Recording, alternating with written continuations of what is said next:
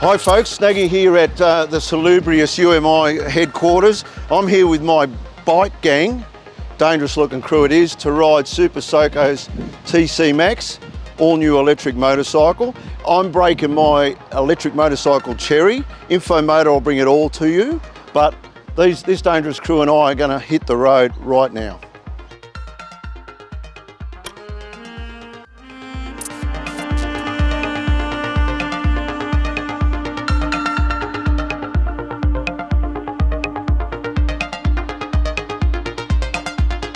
First impressions on the bike.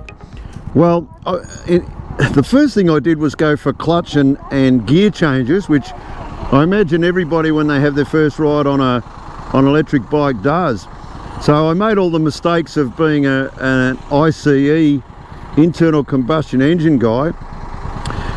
First impressions, well, we're keeping up with traffic nicely, which surprised me. I guess that's what the bike's stock in trade is, but the other thing is the lightness. It's just so incredibly light. At 100 kilos or whatever, I'll give you the exact specs, but it's about 100 kilos or something. It's just ridiculous. I feel like I'm on mini bike. At the same time, there's plenty of space. There's plenty of space on the bike. So at 176 centimeters, it's just about perfect for me. It stops okay. We have to look at range and stuff like that, but the first impressions are it's just a lot of fun. You have to get used to no noise. The lightness is the thing. You just throw it all over the place. I'm just doing some photography with these guys now, some tracking photography. Good brakes. The lack of noise, I mean, the noise you're probably hearing is the bike next to me, but you're operating in silence. I feel like the Phantom. I'm sure buzzing in and out of work would be really good, but as I say, these are first impressions and I'm just getting an idea for the thing. First up, just fun, but a lot of that's probably hooked to the fact that it's entirely new to me. So let's get further into the ride and just see if we can come up with any shortcomings or a bit of further knowledge. I really want to try a mono. That's not going to happen, and I think the link brakes are going to stop a burnout, but there's got to be a shenanigan or two to have here somewhere along the line. What do you reckon? Now I feel at home. I'm banging towards Lower Johnson Street, Collingwood, where all the best rock and roll happens and where life starts these days. And it feels good to be down this way. And this is the kind of bike that's probably going to work perfectly in this circumstance. I mean, this is urban cool. Electric bikes, urban cool, Lower Johnson Street. I feel like going to the pub and hearing a loud band. Now, Melbourne icon, the Yara Boulevard. Now, it's highly policed, and it used to be a bit of a racetrack, and when I was a younger man, we used to make complete fools of ourselves here. But this bike's going to suit it because it is speed limited, but light and nimble, so the temptation is to get up it, of course, but Plod will have something to say about that. Maybe that's a bit of a plus with your small capacity electric motorcycle, your urban cruising motorcycle, your commuter bike. You could, because you could just about ride this flat knack around here. It handles well enough. It's so damn light. Think small motocrosser weight, even lighter. So, the temptation is to really be a bit naughty here, but I won't. And it's fun. It really is fun. It's so light. It's quiet. I can hear myself think. That's not necessarily a good thing either. Some of these thoughts are not great.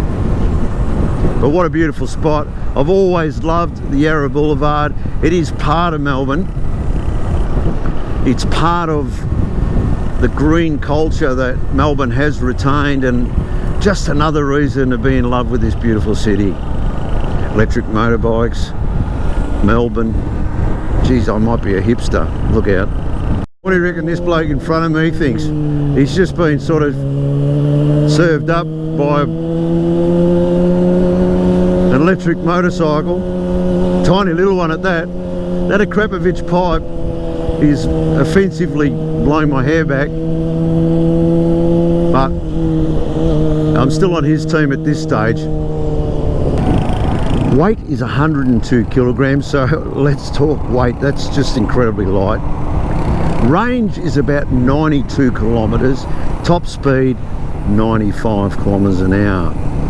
It'll cost you about $1 a charge. Now that works out to about a cent a kilometre. So the initial price might be up there a bit, and there are other things to buy in this sort of realm in the internal combustion engine market. But at a cent a kilometre, you can see that you know, the economy's there once the purchase price is done. Fun, lightweight. Yeah, you just can't beat mucking around with 102 kilos. It's just amazing. Feels like a big push bike, and I love that side of it. New tech, it's got to be embraced, and this bike is at the cutting edge. I've really enjoyed today. Well, what a day that was. Just running around the magnificent urban parts of Melbourne. Exactly what this bike's designed to do. Now, you're going to pay $79,990 right away for the cast wheel version we're looking at here. Over there, you'll find the spoked wheel version, which is $82,990 right away. Hey, Spence here in the editing suite. I think you'll find, Snag, you've got one too many zeros there. It's $7,990 or $8,290 respectively. Anyway, back to Snag. You've got 102 kilograms, you've got a top speed of 95 kilometres an hour, and you've got a range of 92 kilometres. So that varies, of course, depending on what mode you use, but basically you're not going to head to Sydney from Melbourne or Melbourne to Sydney. That's ridiculous what I just said there. Great fun. Had a great day today, had some good food, knocked around with some good people on Super Soco's TC Max.